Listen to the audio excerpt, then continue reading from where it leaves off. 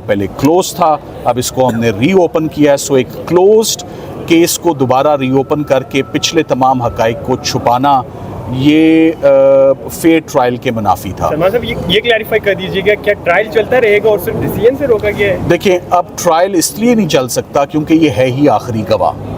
तो मज़ीद इसमें जब तक अब कार्रवाई और इस्लामाबाद हाई कोर्ट फैसला नहीं दी, मैं साथ साथ आपको ये भी बताता चलूँ, हमारा कोई ऐसा प्रोग्राम नहीं है कि हम इसको बिला वजह इसको लिंगर ऑन करें या स्टॉल करें।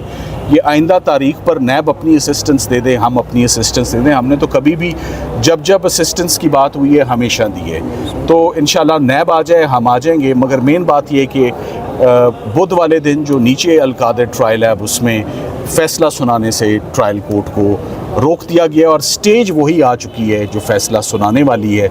ये जज साहिबान ने अपने ऑर्डर में लिखा है और सुप्रीम कोर्ट का भी हवाला दिया है कि फ़ैसला सुनाने से तो सुप्रीम कोर्ट ने भी रोक रखा है। इसकी भी आज ऑर्डर में इसको हिस्सा बनाया गया। तोशाखाना 2 भी आज जो है उसमें तोशाखाना 2 में जी जुडिशल कर दिया गया है और तोशाखाना 2 में आप मज़ीद कार्रवाई परसों सुन लेंगे कि उसकी भी हम उम्मीद करते हैं कि तोशाखाना 2 का केस कभी शुरू ही नहीं हो पाएगा क्योंकि वो जजेस ने जो बड़े अहम सवालात हैं नैब के प्रोसिक्यूटर से किए। मेनली उन्होंने पूछा कि आपके कॉल अप नोटिस में कुछ लिखा ही नहीं हुआ, कौन से तोहफे की आप तफसील मांग रहे हैं। आप ये भी बताएं कि कितने और लोग हैं जिनके खिलाफ तोशाखाना के नैब ने कार्रवाई की है, किन किन डिग्नेटरीज़ को आपने शामिल तफ्तीश किया है, किसी के खिलाफ रेफरेंस फ़ाइल किए हैं और किस किस को मुलज़िम बनाया है। और सबसे अहम बात कि जब आपने पहली तफ्तीश की थी ग्राफ सेट की जिसमें 14 साल सज़ा हुई, तो तब आपने बुल्गारी के सेट को क्यों ना आपने उस वक़्त तफ्तीश की। सो नैब से एक्सपेक्ट किया जाता था कि वो उसी वक़्त उसी स्टेज पर अपनी इंक्वायरी को मुकम्मल करती।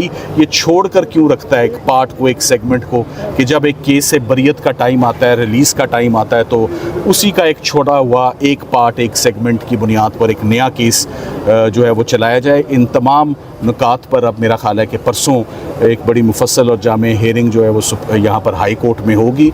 सो अलकादिर भी उसी दिन होगा और बुल्गारी सेट का केस भी उसी दिन इंशाल्लाह होगा। अच्छा सलमान साहब, ज़रा सादा अल्फाज में बताइएगा, आज जो रोक दिया गया है किसी भी फैसला सुनाने से, इससे फ़ायदा क्या होगा आप लोगों को, पीटीआई को? खान साहब देखिए, इससे सबसे बड़ा फ़ायदा तो बदनीयती तफ्तीश में जो हुई है वो होगी कि मिसाल के तौर पे बहुत सारे ऐसी बातें जो मैं क्रॉस एग्जामिनेशन अपना यहाँ रिवील तो नहीं कर सकता, मगर इससे बहुत फ़ायदा होगा।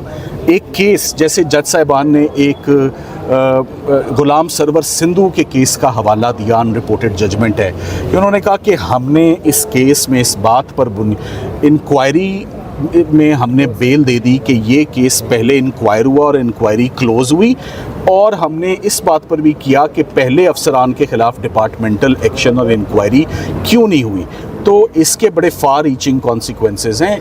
क्रिमिनल केसेस का स्टे होना बड़ा मुश्किल है। इससे पहले जो क्रिमिनल केसेस स्टे हुए थे सलमान अकरम राजा साहब साइफ़र केस में, वो हुआ था कि ओपन ट्रायल नहीं हो रहा और ओपन प्रोसीडिंग्स नहीं हो रही।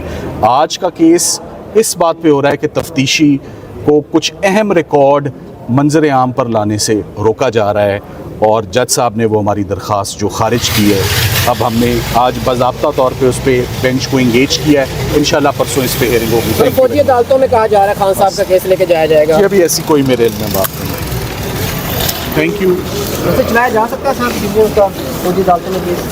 वही किया जा रहा है कि फैज़ हमीद के जो है गिरफ्तारी के बाद इमरान खान का मिलिट्री कोर्ट ट्रायल हो सकता है। आप इस कानूनी ये सारी बता दें, रूमर्स हैं, अभी तक ऐसी कोई चीज़ सामने नहीं आई है। ये सुनी सुनाई बातें। खान साहब के जितने केसेस हैं वो मंजर आम पर आ चुके हुए हैं, वो सारे प्रोसिक्यूट हो चुके हुए हैं, उन सारों में ज़मानतें या सस्पेंडेड सेंटेंस या अंडर ट्रायल वो केसेस चल रहे हैं। कोई ऐसा नया केस जिसका आप तस्करा करें ना मेरे इल्म में, ना ही ऐसा कोई केस कोई इस स्टेज पर बन सकता है, ना ही हो सकता है। Thank you. 190 मिलियन में से कितने खान साहब को मिले हैं जो उन पे केस बना है? सर थोड़ा सा इस हवाले से बताइएगा, क्योंकि समझा ये जाता है शायद खान साहब को जी वो इसमें से कोई रकम मिली है। ये इसी बुनियाद पर उनकी ज़मानत हो गई थी कि जब CFO PW5 ने अपना बयान दिया तो उसने आके बताया कि 1 रुपया भी ना कभी तनख्वाह, ना 1 रुपया इनके अकाउंट में डाला, ना मियाँ के ना बीवी के। ट्रस्ट भी मौजूद है, गोस्ट ट्रस्ट नहीं है, और स्टूडेंट्स भी पढ़ रहे हैं, लम्स की फ़ैकल्टी है, गवर्नमेंट कॉलेज की फ़ैकल्टी है, एफिलिएशन वहाँ से। सो उस बुनियाद पर आपको याद होगा कि चीफ जस्टिस साहब ने और मिस्टर जस्टिस तारिक जहांगीरी साहब ने इमरान खान साहब की ज़मानत को एक्सेप्ट किया था। रजिस्ट्रेशन के हवाले से जज साहब ने सवाल उठाया कि रजिस्टर्ड ही नहीं है, इस हवाले से देखिए वो मैंने अपनी इग्नोरेंस का इजहार किया है। I will find out, I am not the lawyer in that case, मालूम कर लेंगे कि वो ट्रस्ट रजिस्टर्ड था या नहीं, मगर उसका ताल्लुक आज की कार्रवाई से नहीं है।